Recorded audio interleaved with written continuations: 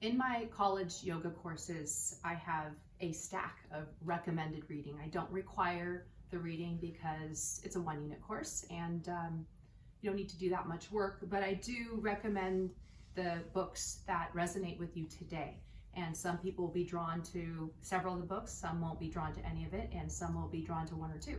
So I want to just tell you why these are go-to books for me.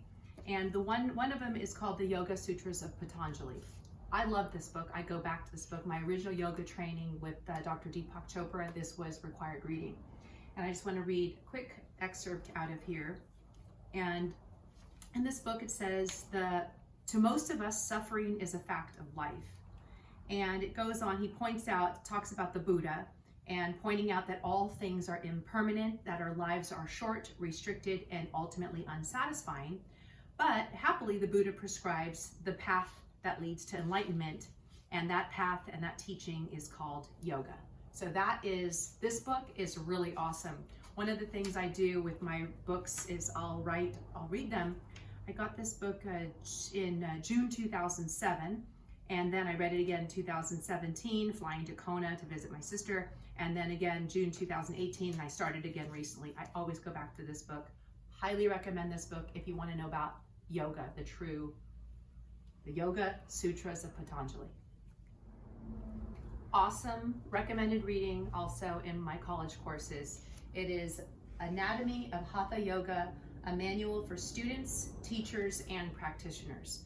So this is a more practical book. I'll tell you what I love about this book.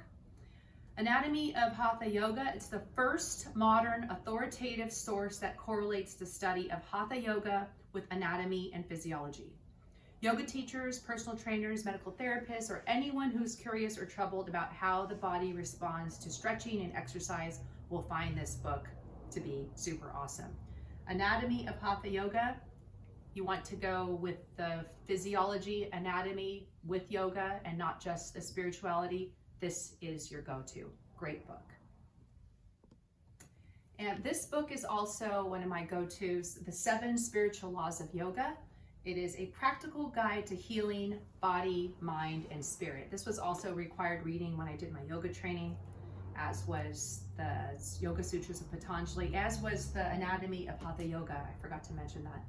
But as Dr. Vasant Lad says about this book, in a world in need of healing and clarity, Deepak Chopra and David Simon's gem of a book, The 7 Spiritual Laws of Yoga, provides an illuminating beam of peace and hope.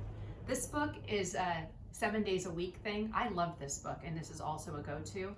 So if that's something you're looking for, incorporating yoga into your everyday life and having a 7 day a week thing that's a little bit different with a different intention, this is the book to go to. Love, love, love, love, love this book. This is also recommended reading. It is called Perfect Health. It's a national bestseller. The Complete Mind-Body Guide is by Dr. Deepak Chopra. He's so awesome. And let me just read, I got this book, he signed this book for me, in April of 2001, reread in August 2012, March 2020, Corona pandemic, I had to start reading this book again. And we all know why, right? So I just want to read the top of this here. A decade ago, Deepak Chopra wrote Perfect Health. This is actually more than a decade ago. It's breakthroughs in physics and medicine, and so forth. Perfect Health provides a complete step-by-step guide, a program, a mind-body medicine tailored to individual needs. There's a quiz you can take, and it talks about it's Ayurvedic, so it talks about the doshas being Vata, Pitta, and Kapha. The Vata type person, so doesn't correlate with Western medicine at all. It really, you do a self-quiz, and if you're that Vata type, which is a space air type, that person who's prone to anxiety and panic attacks, he prescribes different ways to bring that down. If you're the Kapha type, which is the earthy, water, slower, more prone to depression or sadness, then the prescription here will lift you up. And then there's a Pitta type, that's a fire type, that's the angry, mad in traffic, and that type of person who's prone to anger and heat, and the prescription here is to cool you off. So you learn about your different combinations, and then There are body-mind techniques for meditation, yoga, food, colors, aromatherapy, and so forth. This book, layman terms, easy to follow. Love this book. If that's something you're feeling like you need, I highly recommend this book. Another recommended book, The Biology of Belief.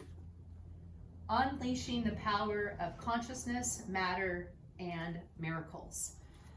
This book is awesome. Dr. Bruce Lipton, he's amazing. This book will forever change how you think about your own thinking.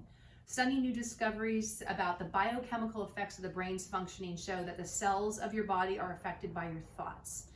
It's a science is called epigenetics. It is a real science. It's a measurable science. We talk about how your thoughts and your interpretation of life will cause you to release biochemicals. It's either neurotransmitters from your nervous system or hormones from your endocrine system or a combination thereof, and how you have control of it and how your DNA is coded a certain way. But the way you express the DNA depends on how you interpret your world, how your thoughts become things in your body. This is really awesome book. If you want a hard science, molecular biology, genetics, it's right here. Great book.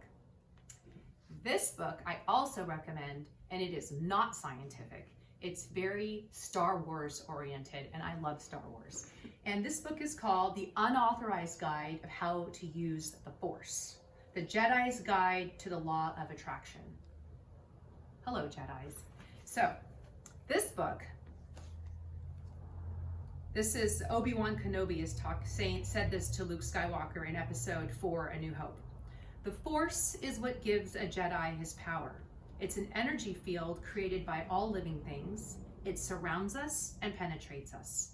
It binds the galaxy together.